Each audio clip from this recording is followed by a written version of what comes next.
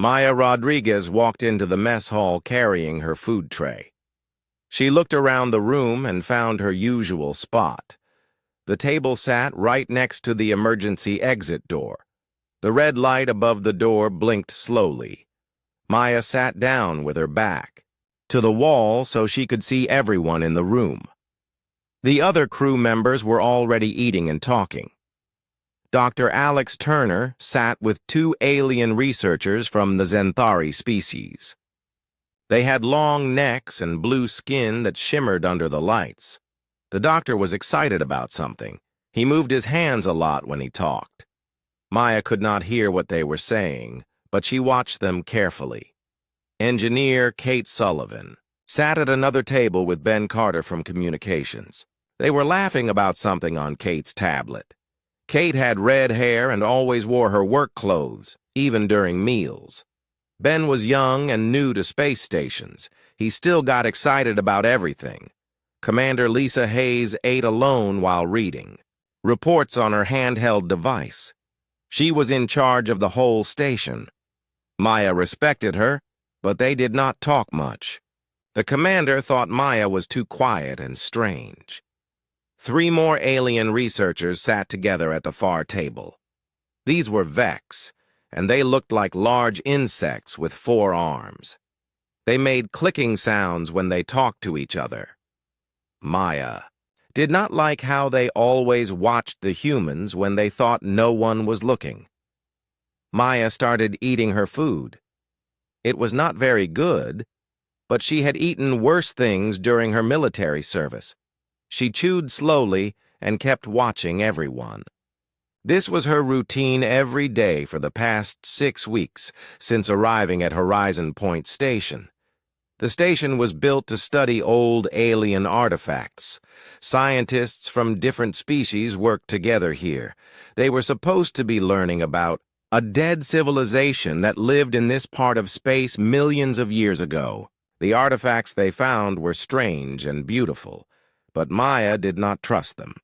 Dr. Turner stood up from his table and walked over to Maya. He was a nice man, but he talked too much. "Mind if I sit down?" he asked. Maya nodded to the empty chair across from her.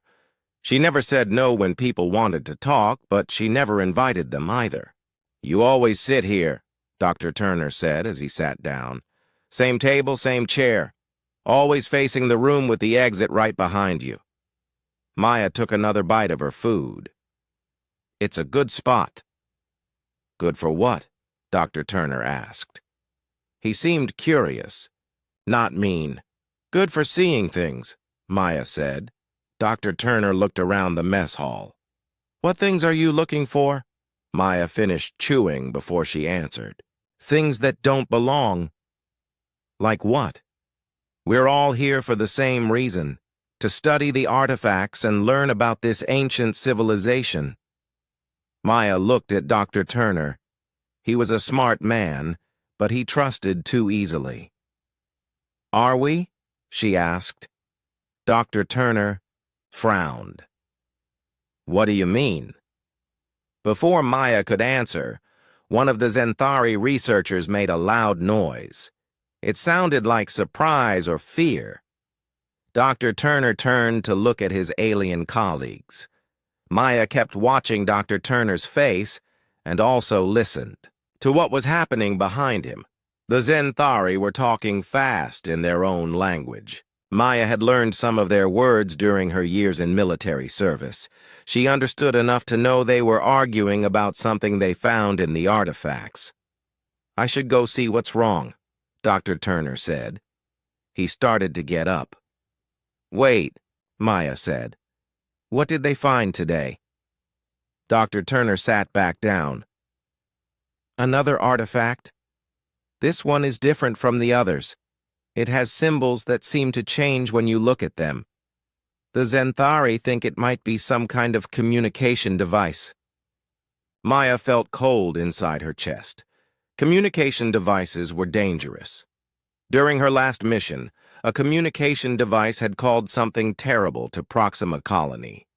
Only 3 people survived that day. Maya was one of them. communication device? Maya asked. Does it still work? We think so. The Zenthari want to try activating it tomorrow. They believe we can learn how this ancient species talked to each other. Maya put down her fork. That might not be a good idea. Dr. Turner looked surprised. Why not? This could be the biggest discovery in human history. Imagine being able to understand an alien language from millions of years ago. Imagine what might answer, Maya said quietly. Dr. Turner stared at her. You really think there's still danger from a civilization that died out millions of years ago? Maya picked up her tray and stood up. How do you know they're really dead?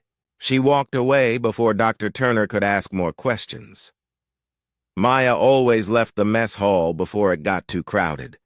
She did not like being around too many people in a small space. Maya walked through the station's corridors. She knew every hallway, every door, every emergency system.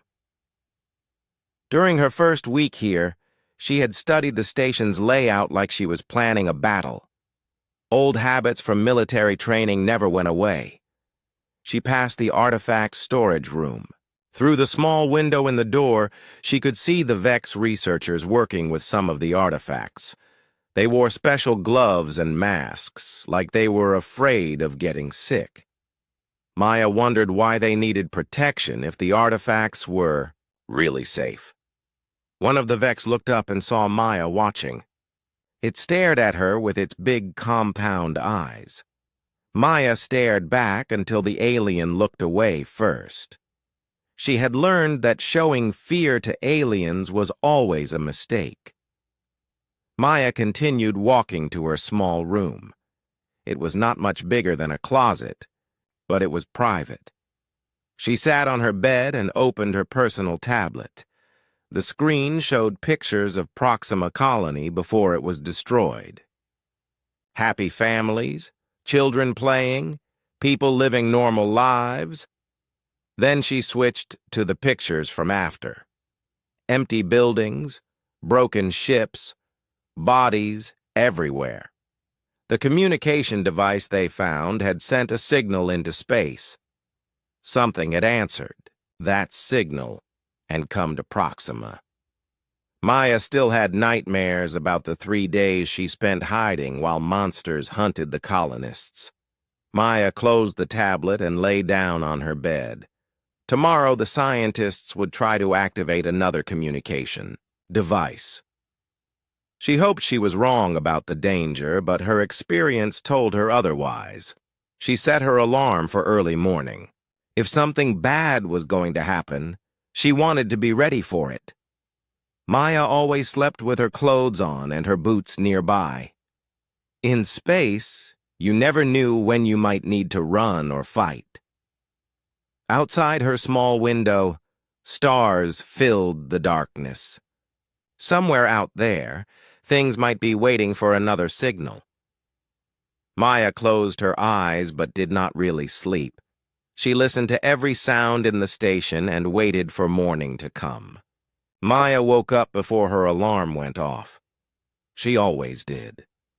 Her body was trained to wake up early from years of military service. She got dressed quickly and walked to the mess hall for breakfast. The station was quiet in the early morning. Only a few people were awake. Maya liked it better this way. Fewer people meant fewer things to watch and worry about. She got her food and sat at her usual table by the emergency exit. Dr. Turner was not there yet. The Zenthari researchers were missing too. Only engineer Kate Sullivan sat in the mess hall, drinking coffee and looking at her tablet. Maya ate slowly and watched Kate. The engineer seemed worried about something. She kept looking at her tablet and frowning.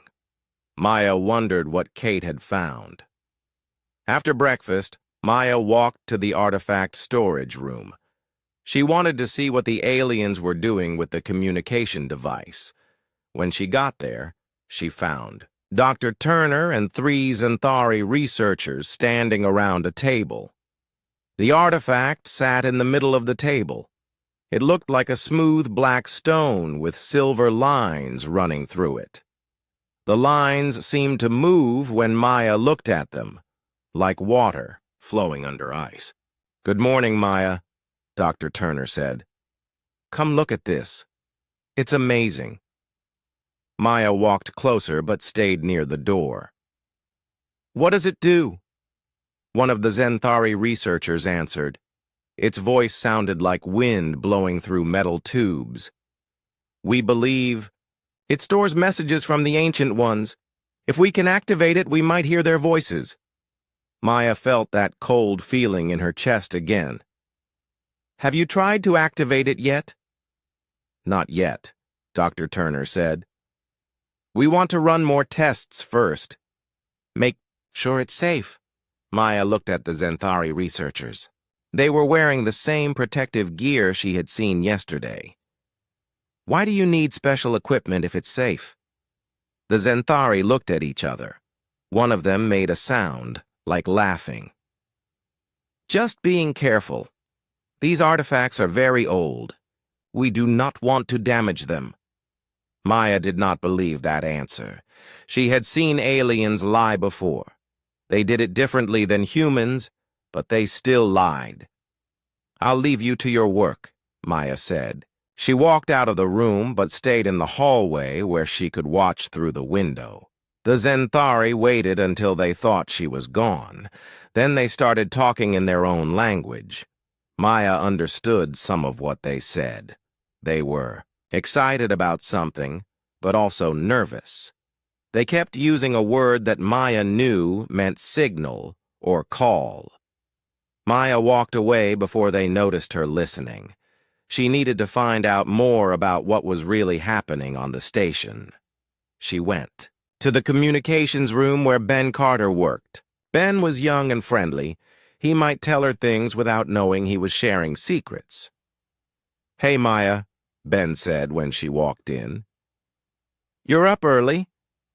"I don't sleep much," Maya said. "How are the communication systems working?" Ben looked confused. "Fine, I think." "Why do you ask?" "Just curious. Have you picked up any strange signals lately?" Ben thought about it. "Now that you mention it, yeah. Yesterday I detected some weird background noise. It seemed to come from inside the station." Maya felt her heart beat faster. "From inside the station? Where exactly?" "I'm not sure. The signal was very weak. It only lasted a few seconds." Ben pulled up some data on his screen. "See these spikes? They happened around the time the research team was working with the artifacts." Maya studied the screen. The signal pattern looked familiar, but she could not remember where she had seen it before. "Did you report this to Commander Hayes?" "Not yet. I thought it might just be interference from the research equipment." "You should report it," Maya said. "Better to be safe." Ben nodded. "You're probably right. I'll send her a message today." Maya left the communications room and walked through the station. She was looking for anything unusual, anything that did not belong. Near the living quarters, she saw something that made her stop. 3 Vex researchers were moving boxes from their rooms to a storage area near the shuttle bay. Maya pretended to be checking a wall panel while she watched them. The boxes looked like personal belongings, the kind of things someone would pack if they were planning to leave quickly. Maya followed them at a distance. She watched them put the boxes in a storage locker near the emergency shuttles. Then they went back for more boxes. This was not normal behavior for researchers who were supposed to be working on a long-term project. She decided to check on the Xanthari living quarters, too. When she got there, she found the same thing: empty rooms and missing personal items. The aliens were preparing to leave, but they had not told the humans about it. Maya walked to Commander Hayes' office. She needed to report what she had seen. even if the commander thought she was being paranoid. Commander Hayes was reading reports when Maya knocked on her door. "Come in," the commander said. "What can I do for you, Rodriguez?" "I need to report some unusual activity," Maya said. She stood at attention like she was still in the military. "What kind of activity?" "The alien researchers are packing their personal belongings. It looks like they're preparing to leave the station." Commander Hayes looked up from her reports. "Are you sure? They haven't submitted any requests to transfer off the station." "I'm sure. I saw both the Zenthari and Vex moving boxes to storage lockers near the shuttle bay." Commander Hayes frowned. "That is odd. But maybe they're just reorganizing their quarters. Some people like to pack and unpack their things."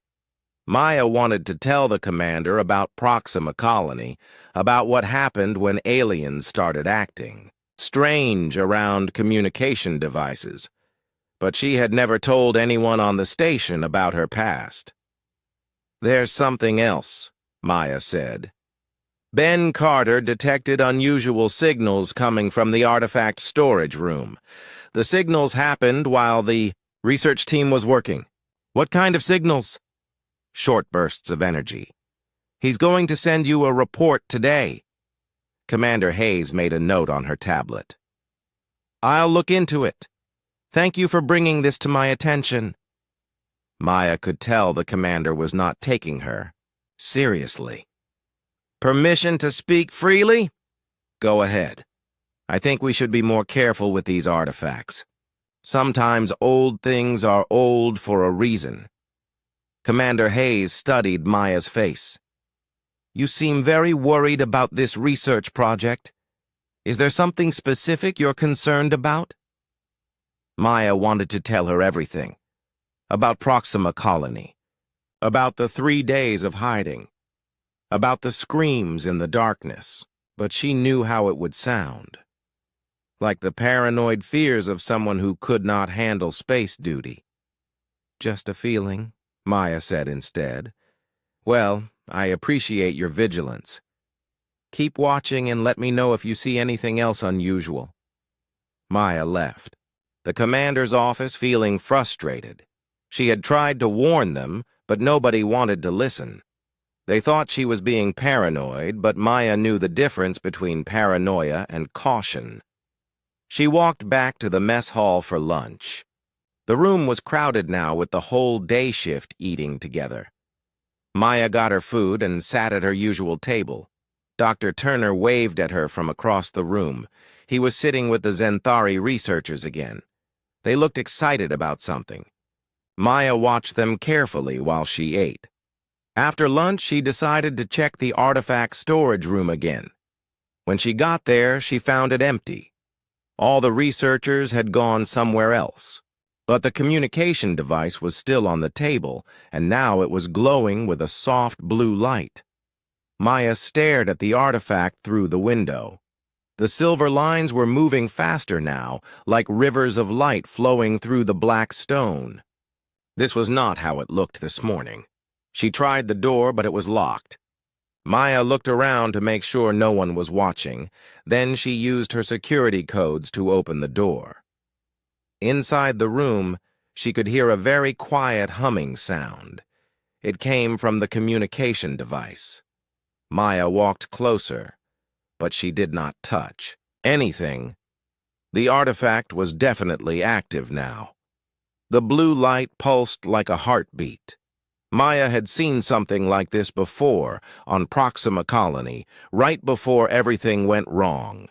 She backed out of the room and locked the door again. Then she walked quickly to her quarters to get ready. If she was right about what was happening, everyone on the station was in danger, and Maya was the only one who knew it. Maya sat in her room looking at her personal tablet. The screen showed energy readings from the station's sensors. She had learned to hack into the system during her first week here. Old military habits never died. The readings were not good. Energy levels in the artifact storage room had increased by 300% since morning. The communication device was not just glowing now, It was sending signals into space. Maya closed the tablet and opened her storage locker. Inside were things the other crew members did not know about: a combat knife, extra ammunition for her sidearm, emergency rations, and a small medical kit. She had been preparing for trouble since the day she arrived. She put the knife in her boot and checked her weapon. The sidearm was standard security equipment, but Maya had modified it slightly. She loaded it with special ammunition designed to stop heavily armored targets. Maya walked back to the mess hall for dinner. She wanted to watch the alien researchers and see how they were acting. When she got there, she found something strange. Only human crew members were in the mess hall. Dr. Turner, Engineer Kate Sullivan, Ben Carter, and Commander Hayes sat at different tables eating dinner, but there were no aliens anywhere. Maya got her food and sat at her usual table. She could see everyone in the room, and everyone looked normal. They had no idea that anything was wrong. Dr. Turner noticed that the aliens were missing, too. He looked around the room and frowned. "Has anyone seen our research partners today?" he asked loudly. "I saw some Vex in the corridor this morning," Kate said. "But not since then." Ben looked up from his tablet. "Maybe they're working late in their lab areas." Commander Hayes seemed concerned. "I'll check on them after dinner. Make sure they're okay." Maya wanted to tell them that the aliens were probably not okay. They were probably getting ready to leave the station as fast as possible, but she still had no proof that would convince anyone. After dinner, Maya followed Commander Hayes to the alien living quarters. The commander knocked on several doors, but no one answered. She used her command codes to open one of the Zenthari rooms. The room was completely empty. No clothes, no personal items, no research materials. It looked like no one had ever lived there. "What the hell?" Commander Hayes said. She checked another room, then another, all empty. Maya stood behind the commander and watched her face. The commander was finally starting to understand that something was wrong. "Where did they go?" Commander Hayes asked. She was talking to herself more than to Maya. "Maybe they left the station," Maya said. "Without telling anyone? Without filing departure requests?" The commander was getting angry now. "That's against every protocol we have." Maya wanted to say that protocols did not matter when you were running for your life, but she kept quiet and let the commander figure things out. They walked to the shuttle bay to check if any ships were missing. 2 emergency shuttles were gone. The departure logs showed they had left during the night shift when only a few people were awake. "This is unacceptable," Commander Hayes said. "I'm going to contact headquarters and report this." Maya followed the commander to the communications room. Ben Carter was still there, working on his equipment. "Ben, I need to send an urgent message." "To headquarters," Commander Hayes said. Ben looked up from his work. "I'm sorry, Commander, but we have a problem.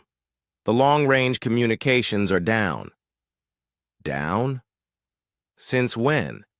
"Since about an hour ago. I've been trying to fix it, but I can't find the problem. It's like someone damaged the main transmitter." Maya felt ice in her stomach. The aliens had cut their communications before leaving. This was exactly what happened at Proxima Colony. "Can you fix it?" Commander Hayes asked. "I don't know. The damage looks intentional, like someone knew exactly which parts to break." Commander Hayes turned to Maya.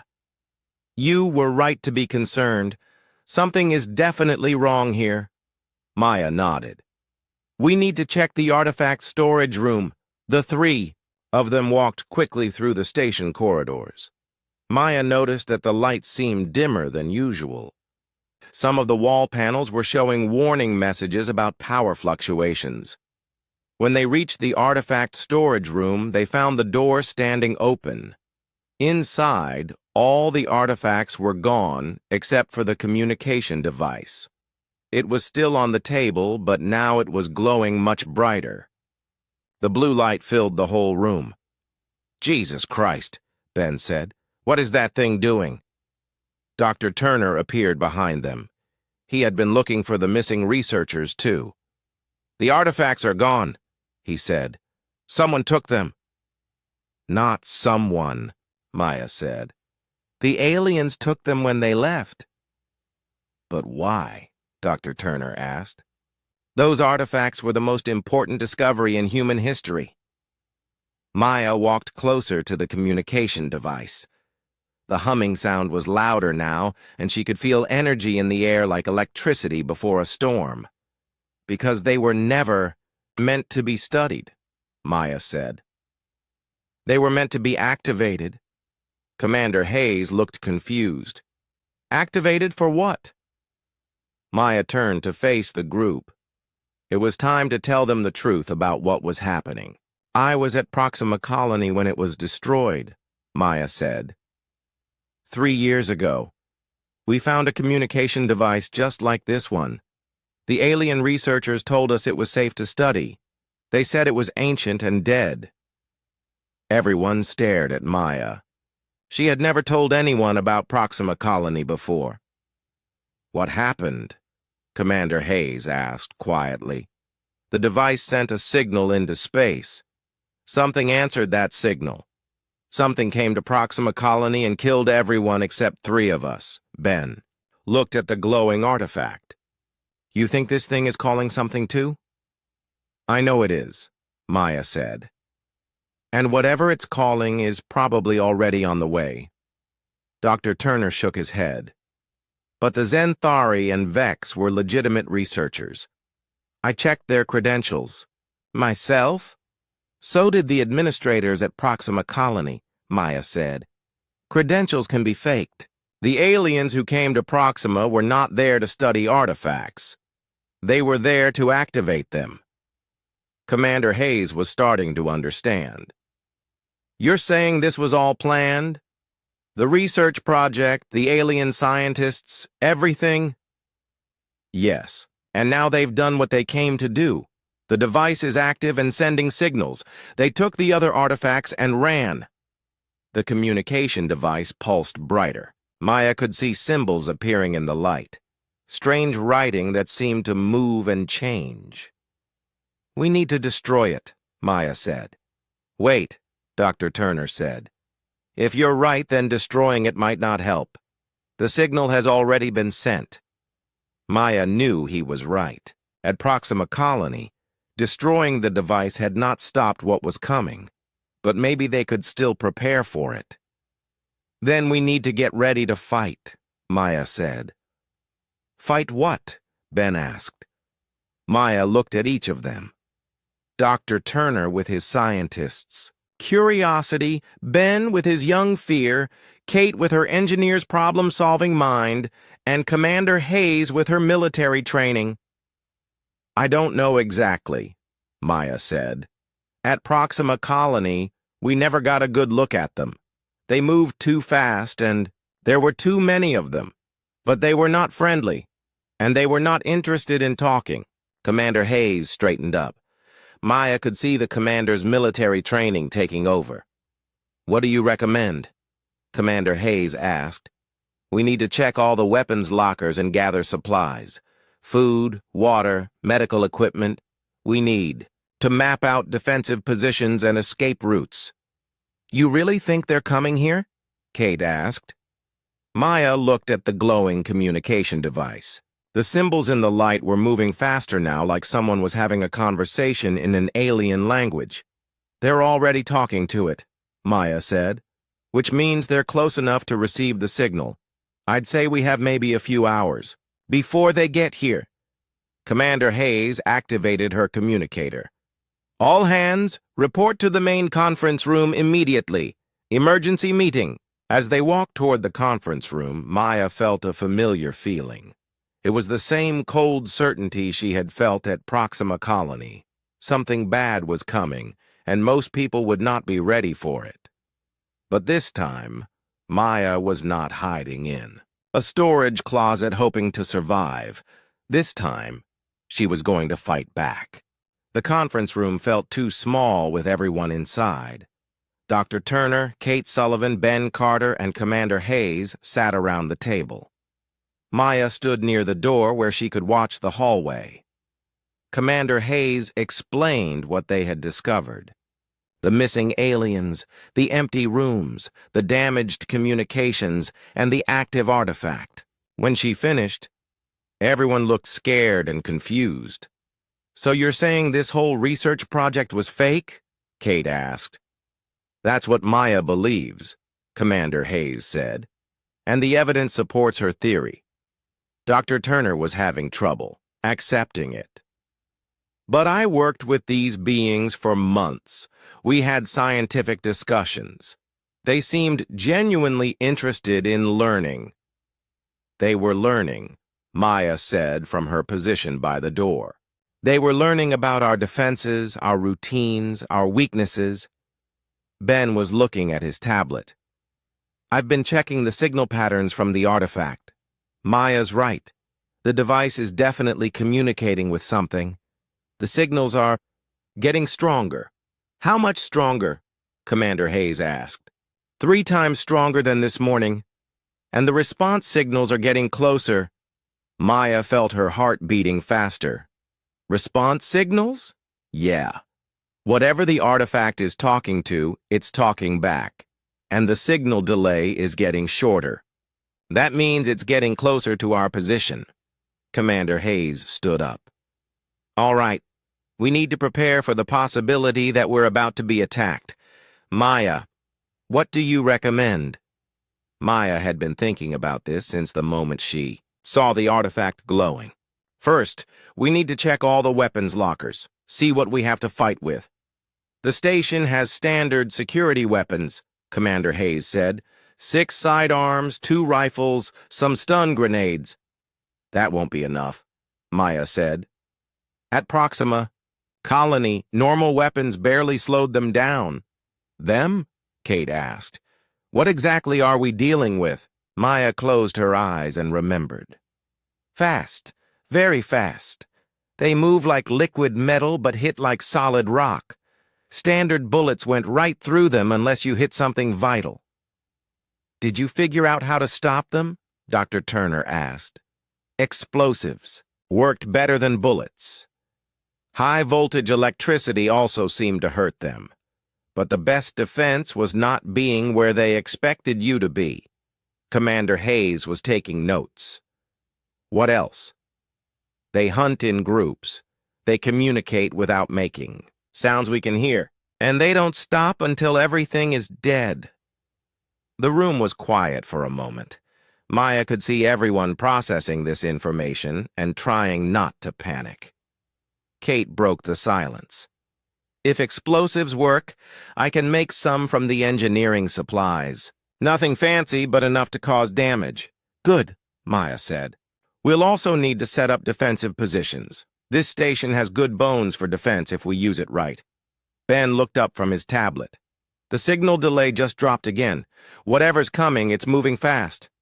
Maya walked to the conference room's window and looked out into space. The stars looked normal, but she knew that could change quickly. At Proxima Colony, the attack ships had appeared without warning. "We need to split up and gather supplies," Maya said. "But nobody goes anywhere alone. These things like to pick off isolated targets." Commander Hayes divided them into teams. She would go with Dr. Turner to check the weapons lockers. Kate and Ben would gather engineering supplies and food. Maya would scout the station and identify the best defensive positions.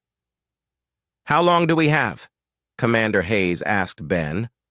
Ben checked his tablet again. "Based on the signal patterns, I'd say 2 hours. Maybe 3 if we're lucky." "That's not much time," Kate said. "It's enough if we don't waste it," Maya replied. "Remember, stay in teams and keep your communicators open." The teams split up and went to work. Maya walked through the station corridors, looking at everything with military eyes. She had done this before at Proxima Colony, but there she had been too late.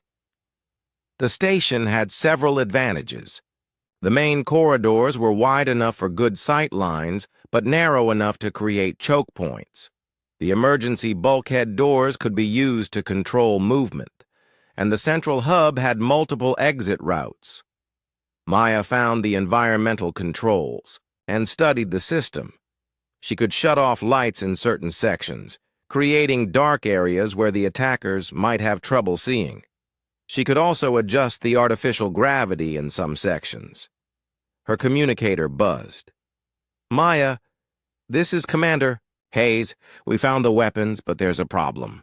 "What kind of problem?" "Half the ammunition is missing. The aliens must have taken it when they left." Maya was not surprised. The aliens had been very thorough in their preparation. "How much do we have left?" "Maybe 100 rounds total, plus the explosives Kate is making." "That's not much for a long fight," Maya said. "We'll have to make every shot count." Maya continued her scouting. Near the artifact storage room, she found something interesting. The room next to it contained the station's main power junction.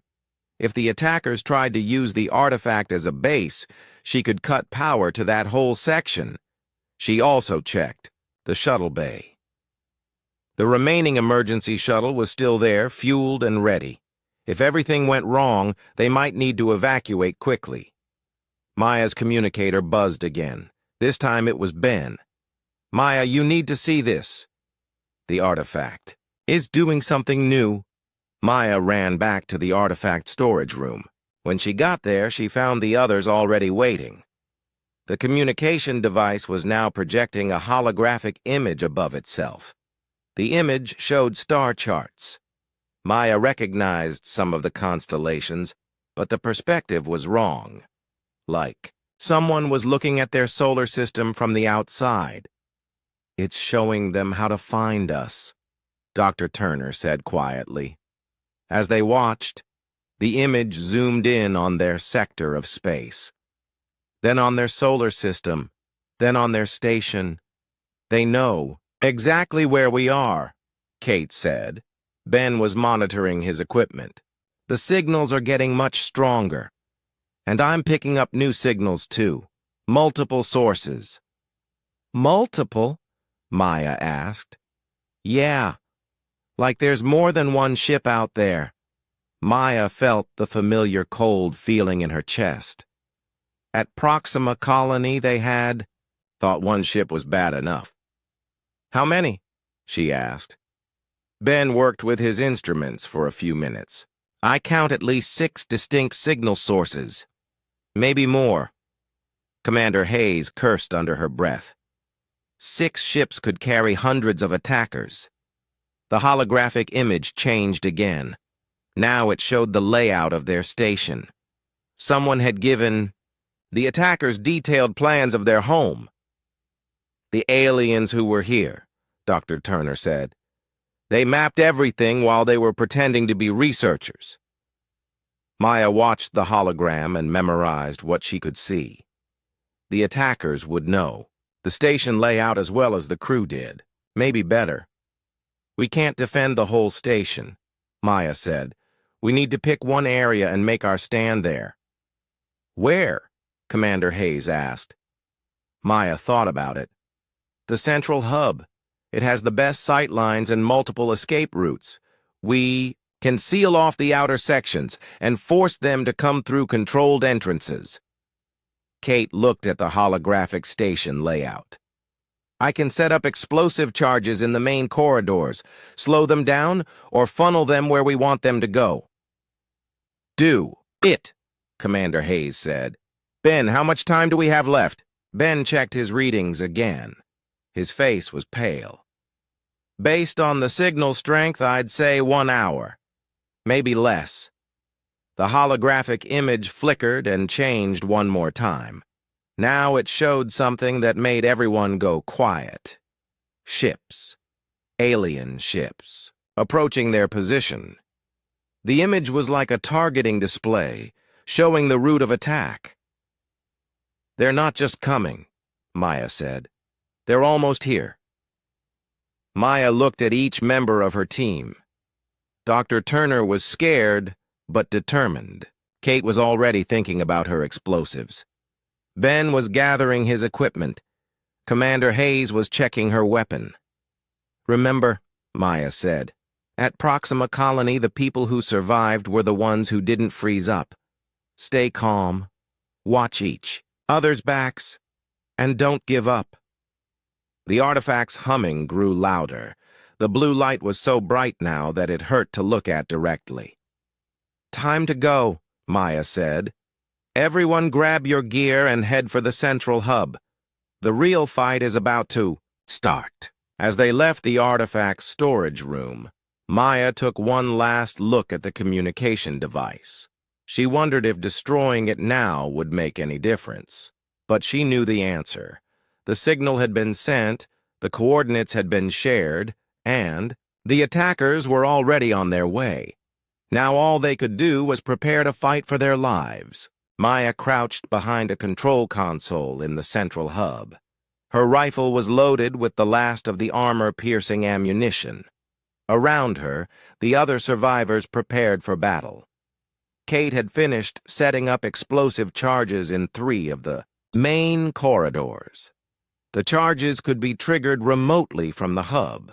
Ben was monitoring communications and sensors from a portable station he had assembled. Dr. Turner and Commander Hayes were positioned at different viewing points with the remaining weapons. "Contact," Ben whispered into his communicator. 6 ships just dropped out of hyperspace. They're big." Maya looked at the main display screen Ben had connected to the station's external cameras. The alien ships were unlike anything in human databases. They looked like giant insects made of metal and dark energy. Each ship was easily 10 times larger than the research station. "They're not trying to hide," Commander Hayes observed. "They want us to see them coming." Maya watched the ships move into position around the station. This was different from Proxima Colony. There, the attackers had tried to surprise the colonists. Here, they seemed confident that resistance was impossible. "Maybe that's good for us," Maya said. "Overconfident enemies make mistakes." One of the alien ships launched several smaller craft toward the station. These looked like boarding pods designed to attach to airlocks and cut through hull plating. "Boarding. Parties incoming," Ben reported. "I count 12 pods. They're heading for docking ports Alpha, Beta, and Gamma." Maya had expected this. "Kate, trigger charges in corridors 2 and 5. Force them to come through corridor 4. Kate pressed buttons on her remote detonator. The station shook as explosions sealed off 2 of the main approach routes. Now the attackers would have to funnel through a narrower path where the defenders could concentrate their firepower. "Smart," Commander Hayes said, "but they'll adapt quickly." The first boarding pod attached to docking port Alpha with a loud clang that echoed through the station. Maya could hear cutting tools working through the hull plating. "Here they come," Maya said. She activated her communicator so everyone could hear her. "Remember, aim for center mass. Don't waste ammunition on limbs or edges. And if anyone gets separated, fall back to secondary positions." The cutting sounds stopped. Maya knew the attackers were almost through the hull. Ben was watching his sensors. "I'm detecting movement in Corridor 4. Multiple contacts. They're moving fast." Maya had positioned herself where she could see down the main approach corridor. The lights were dimmed to help hide their positions. Emergency lighting created shadows that could conceal defenders. The first attacker appeared at the end of the corridor. Maya had tried to describe these creatures to the others, but seeing them was different from hearing about them. The being was roughly humanoid but seemed to flow rather than walk. Its body looked like liquid metal that had been shaped into a person. When it moved, parts of its form shifted and changed, but it was the speed that made them truly dangerous. The creature covered 20 meters of corridor in the time it took Maya to aim her rifle. She fired 3 shots center mass. The bullets hit the target, but the creature's body absorbed the impact by flowing around the damage. It stumbled, but did not stop. "Electricity!" Maya shouted to Kate. "Hit them with electricity!" Kate had rigged emergency power cables to create electrical traps in the corridor. She activated them just as 3 more attackers appeared. The electrical discharge made the creatures scream. It was a sound like metal being torn apart. Their flowing bodies became rigid and they collapsed, twitching. "That works better, Commander," Hayes said. She fired her weapon at a creature that was trying to move around the electrical trap. More attackers poured into the corridor. Maya counted at least 8 of them, maybe more. They were learning to avoid the electrical traps, but it slowed them down. Dr. Turner fired his weapon from his position near the hub's secondary entrance. "They're trying to flank us. 3 more coming through the service corridor." Maya had planned for this too. "Ben, seal bulkhead door 7. Force them back into the main corridor." Ben activated the emergency controls. A heavy door slammed shut, cutting off the service corridor. But Maya could hear banging on the other side. The attackers were trying to cut through, the creatures in. The main corridor were getting closer. Kate triggered another explosive charge, but the attackers had spread out. Only one was caught in the blast. Maya switched to her sidearm to conserve rifle ammunition. The creatures were close enough now that she could see details of their alien anatomy. Their heads were elongated and smooth. They had no visible eyes, but they moved like they could see perfectly in the dark. One of them reached the edge of the hub. Maya put 3 bullets into its center mass. This time she aimed for a spot that looked like it might contain vital organs. The creature collapsed and did not get back up. "Vital organs are in the upper torso," Maya called to the others. "Aim high!" Commander Hayes adjusted her aim and brought down another attacker, but for every one they stopped, 2 more appeared. In the corridor, Ben's portable sensor station started beeping rapidly. "More boarding pods incoming! They're attaching to secondary docking ports!" Maya felt her heart sink. They had sealed off the main approach routes, but the station had dozens of airlocks.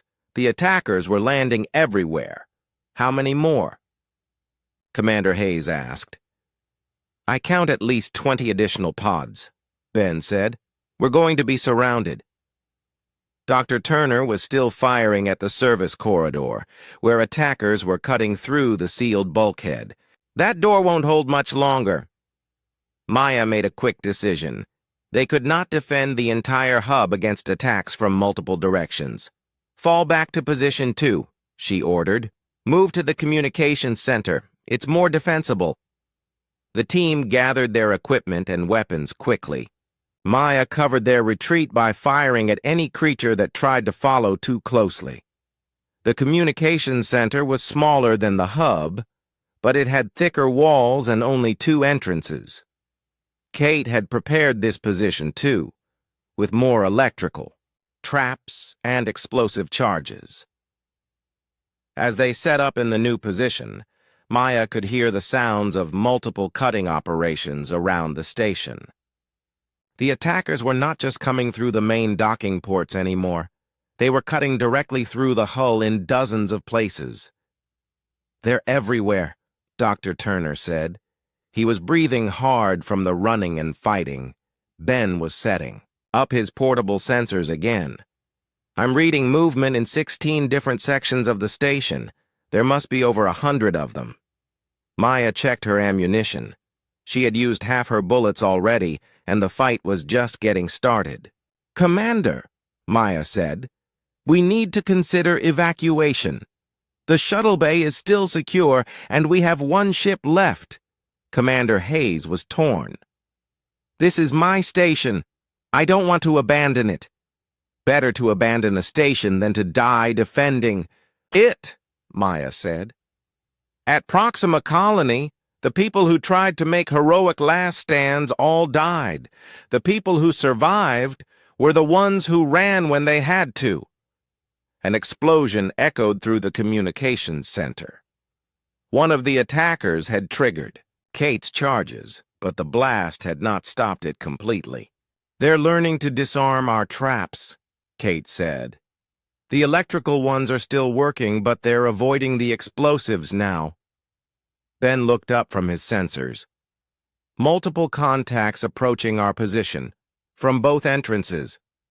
Maya positioned herself where she could see down both corridors leading to the communications center. The others took positions behind equipment and furniture. Remember, Maya said, we don't have to win this fight. We just have to survive long enough to escape. The first wave of attackers appeared in both corridors simultaneously. Maya had expected this. The creatures were coordinating their assault. She opened fire on the group coming from the left, while Commander Hayes engaged the right side.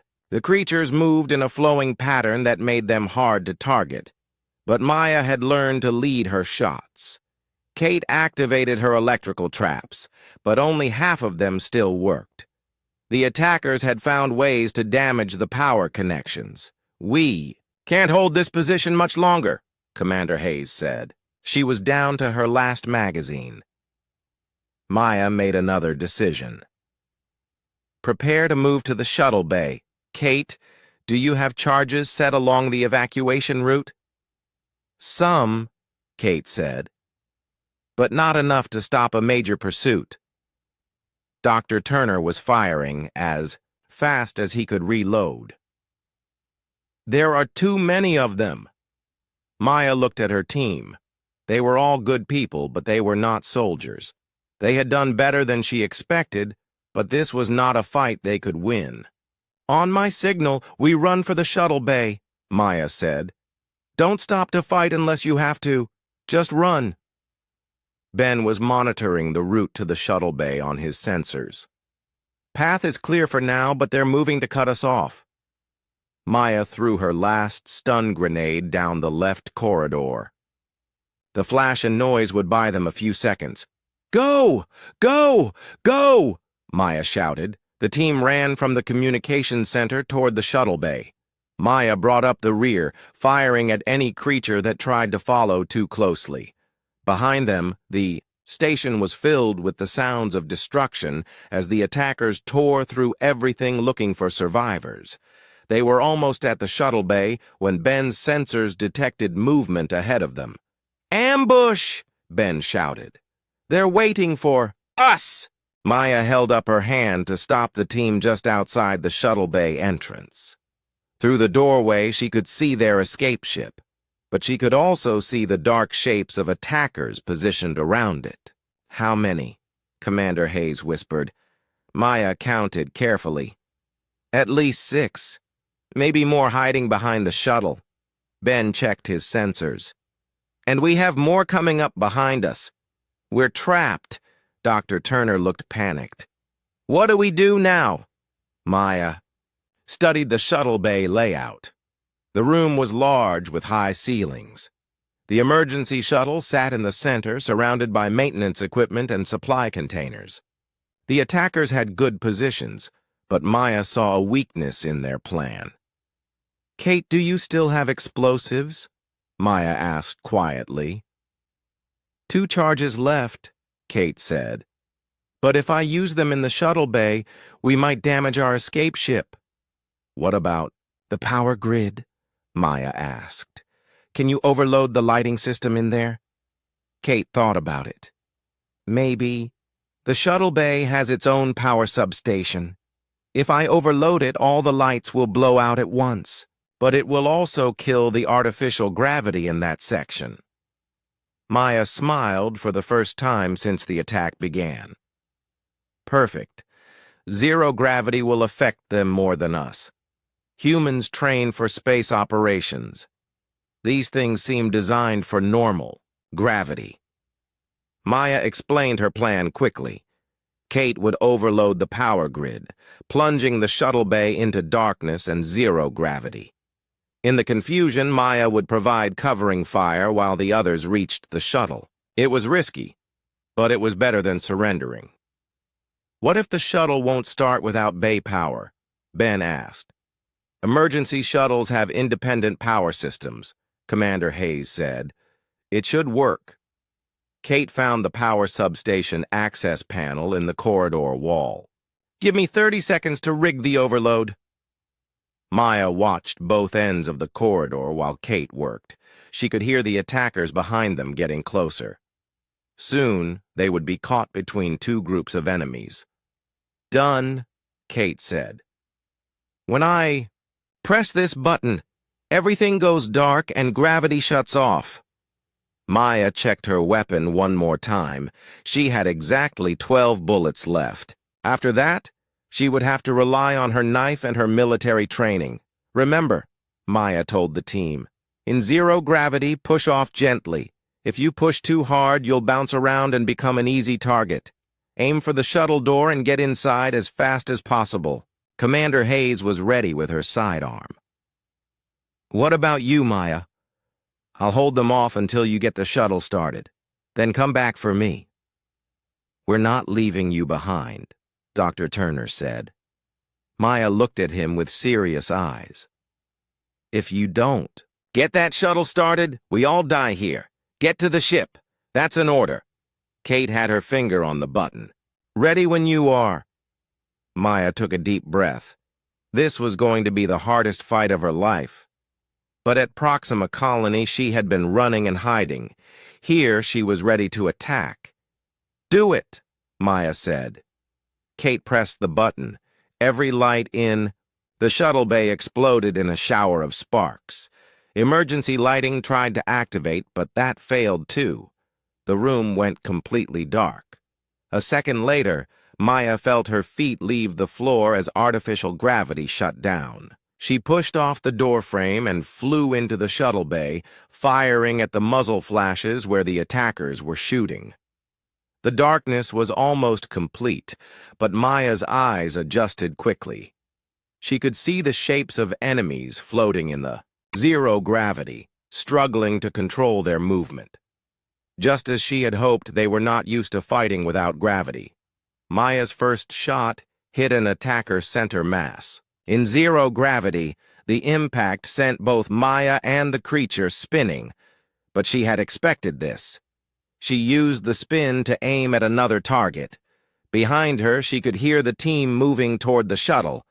Commander Hayes was guiding them in the darkness, using her military training to navigate by feel and memory. An attacker fired at Maya, but the creature's aim was off because it was rotating slowly in the air. Maya fired back and saw the creature stop moving. "Contact the shuttle door," Commander Hayes called out. Maya could hear them opening the emergency airlock. More attackers were entering the shuttle bay from other entrances. Maya could see their shapes moving in the darkness. They were learning to use small thrusters or tools to control their movement in zero gravity. Maya fired at two more creatures, but now she was down to her last few bullets. One attacker managed to grab onto a support beam and steadied itself for a better shot. Maya dove behind a floating supply container just as energy bolts scorched the air where she had been. The container provided cover, but she was running out of space to maneuver. "Shuttle powered up," Ben called from inside the ship. "Engine start sequence initiated." Maya heard the low hum of shuttle engines warming up. They were almost ready to escape, but the attackers were closing in on her position. An enemy creature grabbed the supply container Maya was hiding behind and pulled it away from her. Maya found herself floating in open space with nowhere to hide. She fired her last 3 bullets at the creature that had exposed her. All 3 shots hit, and the attacker stopped moving. But now Maya's rifle was empty. Maya pulled out her combat knife and prepared for close combat. In zero gravity, knife fighting was different from normal combat. Everything depended on leverage and positioning. Two attackers approached from different directions. Maya kicked off a wall panel to change her trajectory, avoiding their energy. Weapons. She managed to drive her knife into one creature's vital center, but the second one grabbed her arm. The creature's grip was incredibly strong. Maya could feel bones in her arm creaking under the pressure, but she had trained for this situation. She used her free hand to grab an emergency oxygen tank from the wall and smashed it into the creature's head area. The impact stunned the attacker enough for Maya to break free. She pushed off its body toward the shuttle, but more enemies were moving to intercept her. "Maya!" Commander Hayes called from the shuttle door. "We're ready to go!" Maya was still 15 meters from the shuttle when three attackers positioned themselves between her and the escape ship. She had no bullets left and nowhere to hide. Then Kate appeared in the shuttle doorway with something in her hands. "Fire in the hole!" Kate shouted. Kate threw her last explosive charge toward the group of attackers, blocking Maya's path. In zero gravity, the explosion was even more devastating than usual. The blast wave and shrapnel scattered the enemies and cleared a path to the shuttle. Maya used the explosion's shockwave to propel herself toward the open shuttle door. Commander Hayes grabbed her arm and pulled her inside just as more attackers arrived in the shuttle bay. "Go, go, go!" Maya shouted. As soon as she was inside, Ben was already running the launch sequence. The shuttle's engines roared to life, and Maya felt the familiar pressure of acceleration as they lifted off from the docking bay. Through the shuttle's rear window, Maya could see the research station growing smaller behind them. The alien ships were still positioned around it, but they did not immediately pursue the escaping shuttle. "Are they going to follow us?" Dr. Turner asked. Maya watched the alien ships carefully. "I don't think so. They got what they came for." "What do you mean?" Commander Hayes asked. Maya pointed at the research station. "Look at what they're doing." The alien ships were not destroying the station. Instead, they were docking with it.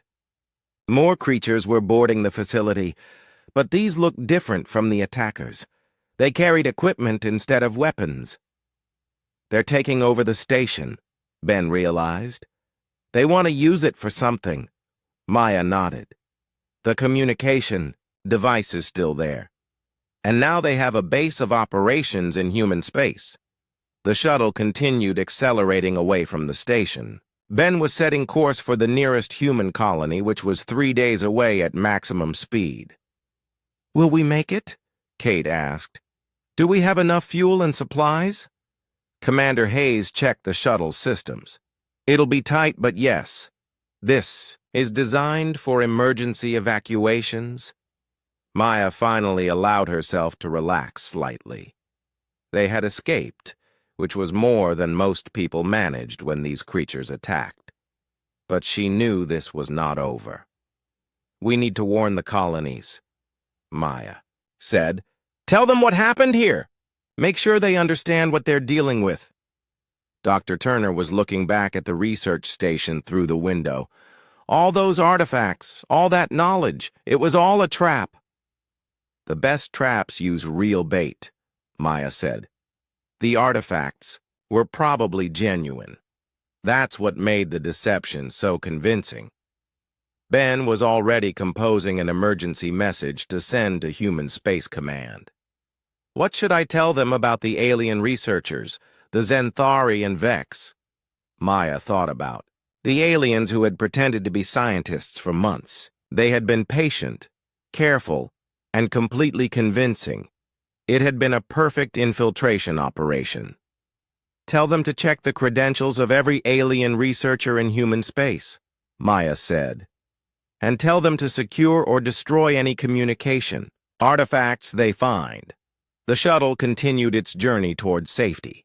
Behind them, the alien ships began moving the captured research station to a new position. Maya wondered how many other stations and colonies were being targeted by similar operations. But for now, they were alive and free, and Maya had learned something important about fighting these creatures. They could be beaten, but only if you were prepared and willing to fight smart instead of fair. The war was just beginning, but humanity now had survivors who knew how to fight back. The human signal led them to a military patrol ship hidden in the shadow of a massive asteroid. Maya felt relief when she saw the familiar design of a human defense force vessel. "This is Patrol Ship Defiant," came a voice over the radio. "Identify yourself." Commander Hayes activated their communications. "This is Escape Shuttle from Research Station Horizon Point. We have 5 survivors aboard and enemy ships in pursuit." "Roger, Shuttle. We've been tracking those alien ships. Come aboard quickly." The Defiant's docking bay opened, and Ben guided their shuttle inside. Maya felt safer as soon as the bay doors closed behind them. Captain Ryan Walsh met them as they disembarked. He was a career military officer with gray hair and tired eyes. Behind him stood a crew of 6 other naval personnel. "Commander Hayes," Captain Walsh said, "we received your distress signal 3 hours ago. What's your status?" "Research. Station captured. Alien infiltrators revealed. Communication device activated," Commander Hayes reported quickly. The entire project was a setup. Captain Walsh's expression grew grim. "We know. We've been receiving similar reports from 17 other research facilities across human space." Maya stepped forward. 17? How many people escaped? "Not many," Captain Walsh said. "Most stations were completely overrun. You're among the lucky few." Dr. Turner looked devastated. "All those researchers, all that scientific work, it was all destroyed." "Not destroyed," Captain Walsh corrected. "Captured. The aliens are keeping the facilities operational. We think they're using them as communication relay points." Maya nodded. "We saw the signal traffic from our station. They're coordinating. Something big." Captain Walsh led them to the Defiant's briefing room. "That's why we're here. Command has ordered all available ships to gather intelligence on alien operations." The briefing room had a large display screen showing a map of human space. Red markers indicated compromised research stations, while blue markers showed military positions. "The situation is worse than we initially thought," Captain Walsh explained. "The aliens didn't just infiltrate research stations. They also placed agents in civilian governments, trade organizations, and even some military commands." Commander Hayes studied the tactical display. "How deep does the infiltration go?" "We're still finding out, but it's clear this invasion has been planned for years, maybe decades." Maya looked at the pattern of compromised stations. "They're positioned to control major shipping lanes and communication networks. If they activate all these relay points simultaneously, they could coordinate attacks on our core worlds," Captain Walsh finished. "That's why we need to stop them now, before they're ready for the next phase." Ben was studying the technical readouts. "What about the pursuit ships that were following us?" "Still out there," Captain Walsh said. "But they can't track us in this asteroid field. We have some time to plan." Kate looked at the ship's engineering data. "Captain, what kind of weapons does the Defiant carry?" "Standard patrol ship armament. Missiles, energy weapons, defensive screens. We're fast and maneuverable, but not heavily armed." Maya was thinking about the creatures she had fought. "The aliens are vulnerable to electrical attacks and explosive weapons. Standard energy weapons are less effective." "Good to know," Captain Walsh said. "We'll modify our weapons accordingly." Dr. Turner had been quiet during the briefing. Now he spoke up with an idea. Captain, I still have data from the research project. Technical specifications for the communication devices, power requirements, signal frequencies. Maybe we can use that information against them. Captain Walsh looked interested. How? If we can jam or overload their communication network, it might disrupt their coordination. Without real-time communication, their invasion becomes much more difficult. Maya liked this idea. At Horizon Point, the communication device required enormous amounts of power to operate. If we could overload their power systems, the whole network might collapse, Ben added excitedly. I can help design the jamming protocols. Captain Walsh was already planning. First, we need to get closer to an active relay station, study their operations and find weaknesses.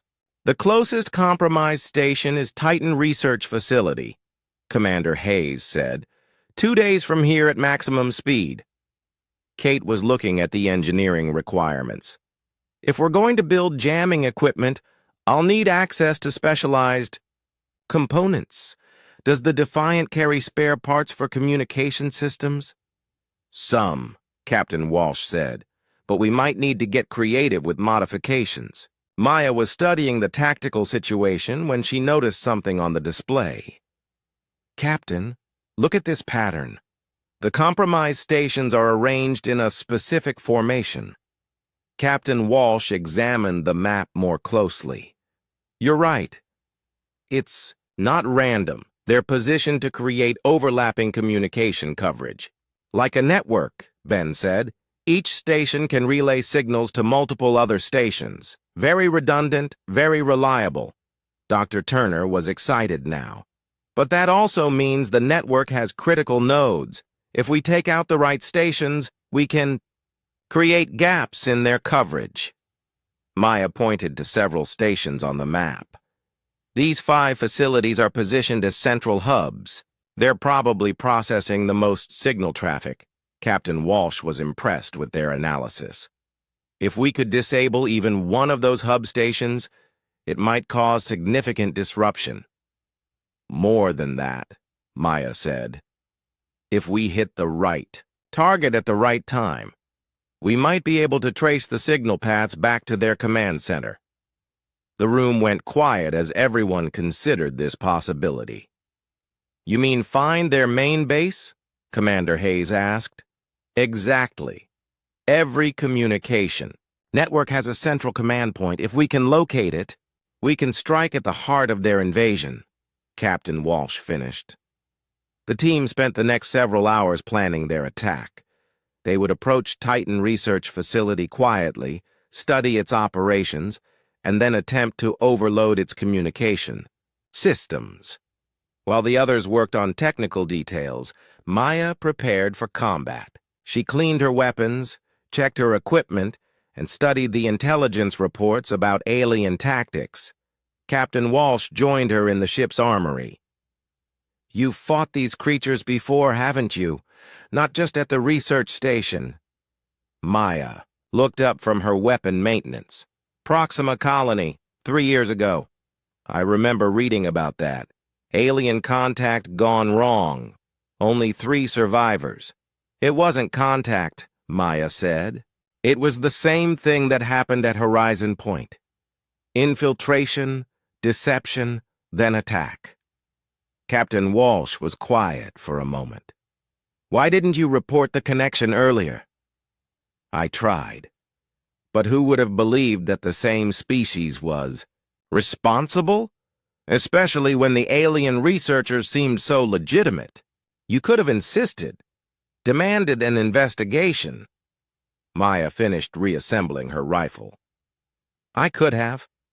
But I've learned that the best way to fight these things is to be ready when they reveal themselves. Captain Walsh understood. That's why you always sat by the exit. Why you were so prepared. Someone has to be watching. Someone has to be ready to fight. 2 days later, the Defiant approached Titan Research Facility. The station looks. Maya stood in the shuttle's small cargo area, checking their supplies while the others rested. 3 days to the nearest colony was a long time in a small ship with limited resources, but they would make it. Commander Hayes joined her in the cargo area. "How are you holding up?" Maya continued counting ration packs. "I'm fine. Just making sure we have enough food and water." "That's not what I meant," Commander Hayes said.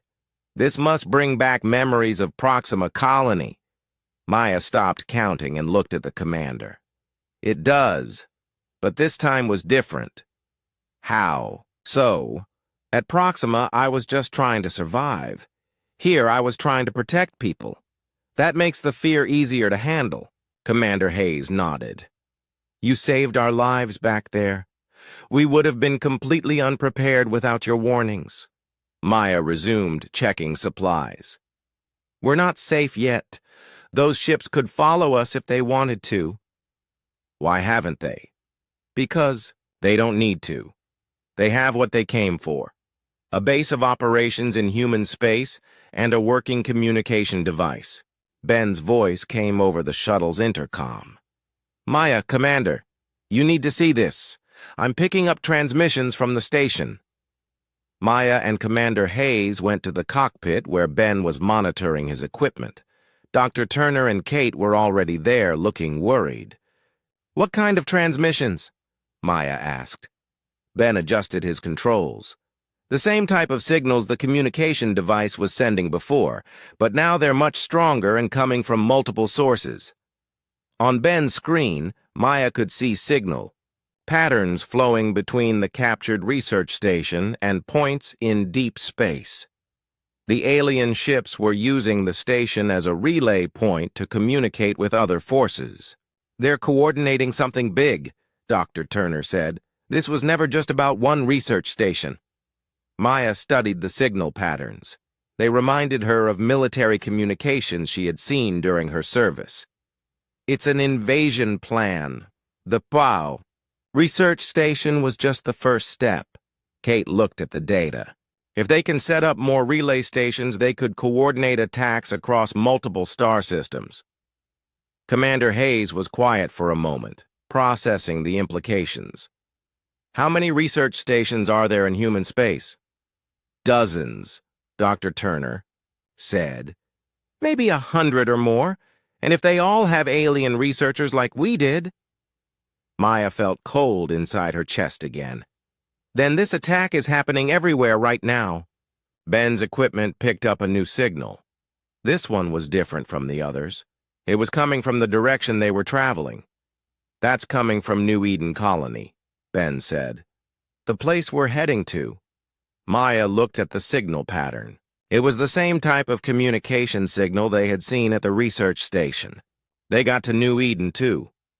Commander Hayes made a decision. "Change course. Head for Riverside Station instead." "That'll add 2 days to our journey," Ben warned. "We might not have enough supplies. Better to risk starving than flying straight into an enemy base," Maya said. Ben started calculating a new course, while Maya thought about what they had learned. The scope of this invasion was much larger than she had imagined. The aliens had been planning this for years, maybe decades. "There's something else," Ben said as he worked on navigation. "I'm detecting similar signals from Riverside Station, too." The shuttle went quiet. If both New Eden and Riverside were compromised, then where could they go? "Check Frontier Base," Commander Hayes said. "It's further out, but it's military. They might have better defenses." Ben ran the calculations. Frontier Base is 6 days away. We definitely don't have supplies for that long. Maya was thinking about alternatives when Kate spoke up. "What? About the mining outpost at Titan 7? It's only 4 days away and it's too small to have a research station." "Good idea," Maya said. "Small targets might have been ignored in the first wave." Ben changed course again, heading for the mining outpost. Maya hoped they were right about smaller targets being safer. Dr. Turner had been quiet during the navigation discussion. Now he looked up from his tablet with a worried expression. "I've been thinking about the alien researchers," he said. "How did they get such perfect credentials? How did they fool our security checks?" Maya had been wondering the same thing. Either they're very good at forging documents, or they had help from someone inside human space. "You mean traitors?" Commander Hayes asked. "Or people who didn't know they were being used," Maya said. "The aliens we dealt with were very good at seeming trustworthy." Kate was looking at data on her engineering tablet. "I've been analyzing the energy patterns from the communication device. The technology is definitely not human, but it's also not from any known alien species." "What do you mean?" Dr. Turner asked. "I mean, we might be dealing with a completely unknown civilization. One that's been hiding from us until now." Maya thought about this. At Proxima Colony, they had never gotten a good look at the attackers or their technology. But the creatures she had fought today were unlike anything in human databases. That would explain how they infiltrated our space so easily, Maya said. "We weren't looking for threats from unknown species." Ben's voice interrupted their discussion. "We have a problem. I'm detecting ships on an intercept course." Maya moved to the sensor station. "How many ships?" "3. They're smaller than the ones that attacked the research station, but they're fast." Commander Hayes looked at the tactical display. "Time to intercept?" 2 hours at current speed," Ben said. Maya studied the pursuing ship's flight pattern. "They're not trying to destroy us. If they wanted us dead, they would have fired missiles already." "What do they want then?" Kate asked. "They want us alive," Maya said. "Probably for interrogation." Commander Hayes was checking the shuttle's defensive systems. "We have basic shields and 1 emergency torpedo. Not much against 3 alien ships." Maya was thinking about their options when she noticed something on the sensor display. "Ben, what's that asteroid field we're approaching?" Ben checked his navigation charts. "The Broken Ring. It's the remains of a shattered planet. Lots of debris and electromagnetic interference." Maya smiled. "Perfect. Set course directly into the field." "That's dangerous," Ben said. "The shuttle's not designed for asteroid navigation." "It's more dangerous to let those ships catch us," Maya replied. Commander Hayes understood Maya's plan. "The asteroids will provide cover, and the interference will make it hard for them to track us." Ben reluctantly changed course toward the asteroid field. Maya watched the pursuing ships on sensors. They were still closing the distance, but more slowly now. "They're being more careful," Maya observed. "They don't want to damage us if they can help it." The shuttle entered the outer edge of the asteroid field. Ben had to focus completely on piloting, dodging rocks and debris while maintaining speed. Maya monitored the pursuing ships. The electromagnetic interference from the asteroids was making it harder to track them, but the alien ships were still following. "They're good pilots," Commander Hayes said. "Better than I expected." Maya watched the tactical display carefully. The 3 ships had spread out, trying to surround the shuttle and cut off escape routes. "Kate, how much power do our engines have?" "Left?" Maya asked. Kate checked her engineering displays. "About 60%. We're using a lot of energy dodging asteroids." Maya made a decision. "Ben, head for that large asteroid cluster dead ahead. The one with the metal content." "Why?" Ben asked while maneuvering around a spinning rock. "Metal asteroids create more electromagnetic interference." If we can get deep enough into that cluster, we might be able to break their sensor lock completely. The shuttle dove deeper into the asteroid field, weaving between massive rocks and debris clouds. Maya felt the familiar stress of combat. But this time she was confident in their plan. One of the pursuing ships tried to follow them into the dense asteroid cluster, but it was too large to maneuver effectively in the tight spaces. Maya watched it back off and rejoin the other two ships. "They've stopped pursuing," Ben reported. "They're holding position at the edge of the cluster." Maya studied the sensor display. "They're waiting for us to come out. They know we can't stay in here forever." Commander Hayes looked at their situation. "How long can we hide in the asteroids?" Kate checked their power levels. "Maybe 6 hours before we have to recharge." Maya was thinking about their next move, when Ben's sensors detected something unexpected.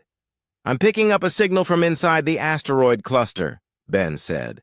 "It's human." Maya felt a spark of hope. "Another ship?" "I think so. The signal is weak, but it's definitely human technology." Maya made another decision. "Head toward the signal. Maybe we're not the only ones who escaped." As the shuttle moved deeper into the asteroid cluster, Maya wondered who else might be hiding in the rocks. Other survivors? Military ships? Or maybe something else entirely. But any human presence was better than facing the alien pursuit ships alone. Maya checked her weapon and prepared for whatever they might find in the heart of the asteroid field.